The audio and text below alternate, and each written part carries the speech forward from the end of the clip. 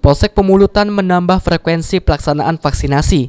Jika biasanya vaksin dilakukan siang hari, maka kali ini dilakukan malam hari.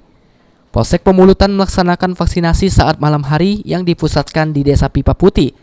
Pelaksanaan ini guna mempercepat herd immunity atau kekebalan kelompok.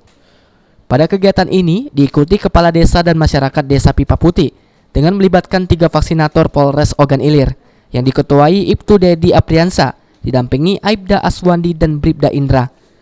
Pada kegiatan ini, penyelenggara menyiapkan stok 300 dosis vaksin untuk warga dengan rincian Sinovac 100 dosis, AstraZeneca 20 dosis, dan Pfizer 180 dosis. Jumlah vaksin yang digunakan untuk dosis 1 sebanyak 43 orang dan dosis 2 27 orang. Sehingga total masyarakat yang divaksin total mencapai 70 orang. Kegiatan ini merupakan program pemerintah untuk percepatan pencapaian target vaksinasi, khususnya di wilayah Kabupaten Ogan Ilir, termasuk Kecamatan Pemulutan. Vaksinasi malam hari ini akan dilaksanakan secara berkelanjutan, sesuai dengan jadwal pelaksanaan vaksinasi di wilayah Kecamatan Pemulutan. Ahmad Romawi, PAL TV.